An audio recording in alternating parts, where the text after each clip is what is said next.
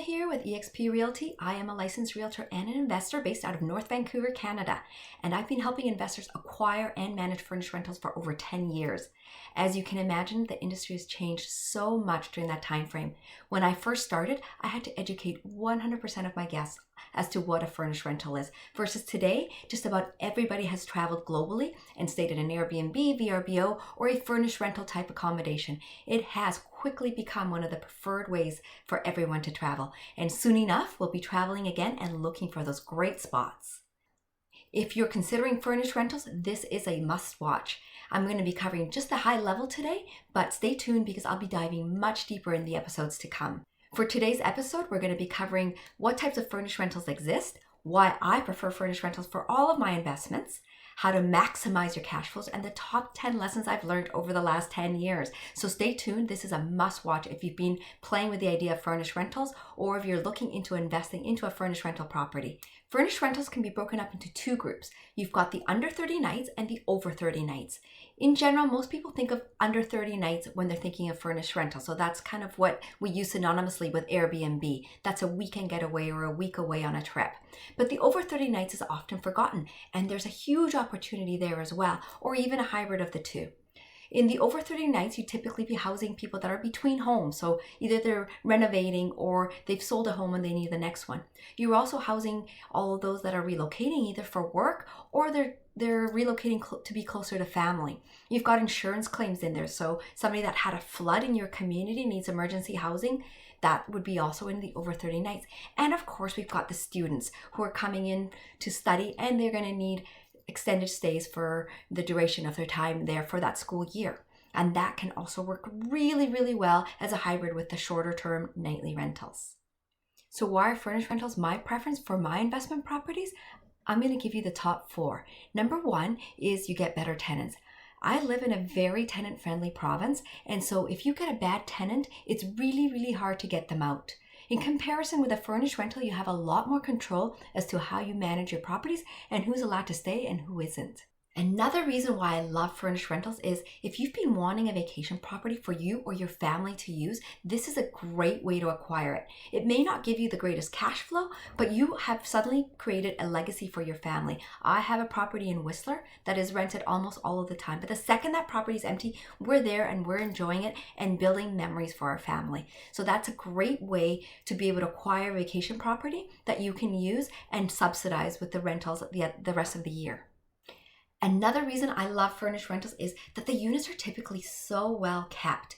You have to keep them in perfect condition for the next guest. Otherwise, that is going to impact your bottom line and your reputation.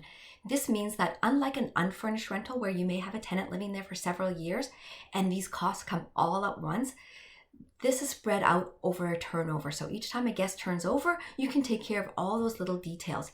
In addition, your guests will let you know the second a sink is dripping or a toilet is running, versus a tenant that's staying there long term. Often they don't want to bother the landlord and you don't know these things are going on, and these things can actually cause more damage, especially when it comes to water damage in the long term, than if you're attending to them as they come.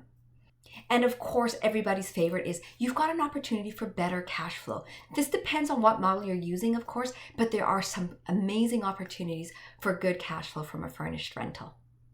So that leads us into the next topic, which is how to maximize your cash flows. I'm going to revert a little bit to when I talked about the 30 nights under and 30 nights overstay. There is a way that you can hybrid that, and I will be teaching more about that later on, but there's a way you can hybrid that will help you maximize your cash flow depending on whether you are renting in a seasonal resort, in an urban area, or in a 2-season resort.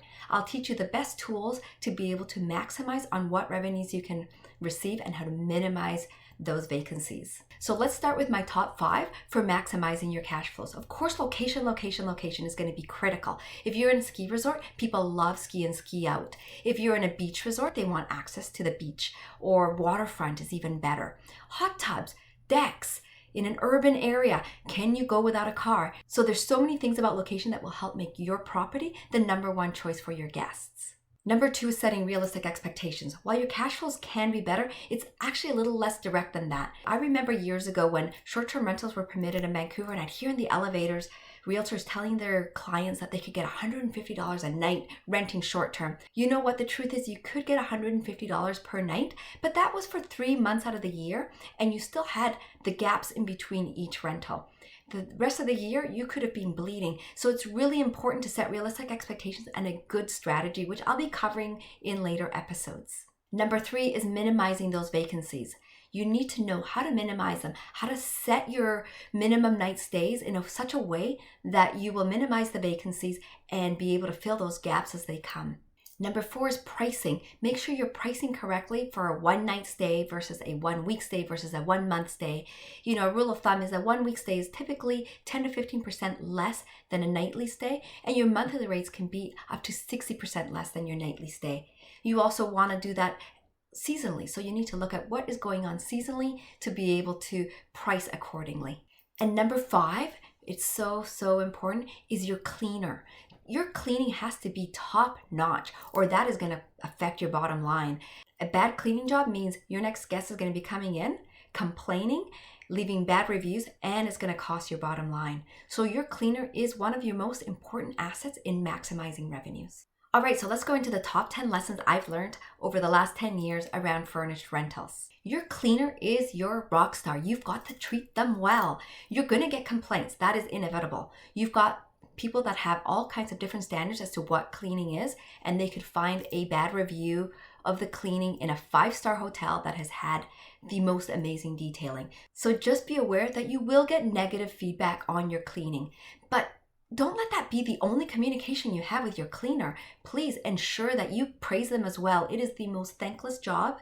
They don't hear enough praise, and typically they only hear the complaints. If you want to keep your good cleaner, you better be praising them as well. Over the years, I've developed an amazing checklist for your cleaner. So send me a message and I'll be happy to forward that on to you, and it'll be a gold mine. Secondly, you need to remember you're not a landlord. You are a customer service person when you decide to opt into the furnished rental industry. It is a service industry, which means that you're going to have a very different approach to the people that come and stay in your property. Systems. That is number 3. They are so important. I was able to manage 40 units from living abroad in France for a year. That was thanks to my systems and thanks to a really good housekeeper.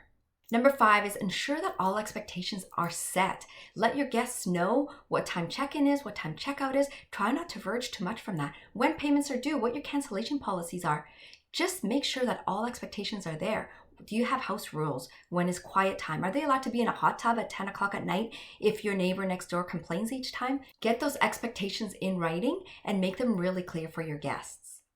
Number 6 is expectations. If there's something your guests should know about your property, you better make that known before they book, because they're going to find out the second they get there. For example, I have an apartment in a very busy street. I make sure my guests are aware of it, because when they arrive, they cannot complain about the busy street. I made it very clear in the beginning before they made the booking. So if there's anything your guests should know, make sure that you've made that clear before they make the booking. Number 7 is a really big one. Be skeptical of last minute bookings. I've done thousands of turnovers, and my problems each time were from a last minute booking. You're going to find yourself desperate at certain times, especially now with COVID or during low seasons where you're going to want to take that last minute booking. Be really careful. Know that Airbnb, for example, can't assure you that a credit card isn't fraud for the first 24 hours. So be skeptical and put on extra procedures if you're going to take a same day booking. Number 8 is kind of similar to expectations and transparency.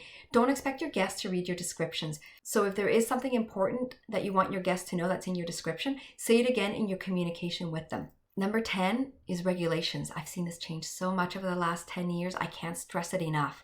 Know what regulations currently exist before you buy a property or what are coming up. Know what regulations may have been voted in at your homeowner association or strata building, because you may be breaking rules unknowingly right now and it could come and bite you. These are changing fast.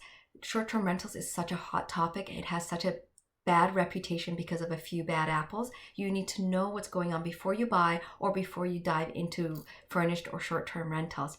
There's a building in Vancouver that the owner didn't realize had implemented a $1,000 per night fine for anybody doing Airbnb or short-term rentals. And that turned into a very ugly lawsuit. So know what's going on. Regulations are changing quickly. That's it. That's the high level of my 10 years in furnished rentals, but I'll be diving into this much deeper. I'll be giving investors advice on how to buy, how to maximize their cash flow, minimize their vacancies, and how to manage the properties. If you have any great information you want to share with the group, please pass it on, put it in the comments, or send me a message. As well, any real estate needs, I'm here. I'm a licensed realtor out of North Vancouver. Love helping with furnished rentals or any other real estate needs. Just contact me at hipaula.com or direct message me right from here. Thanks so much and have a great day. See you in the next episodes.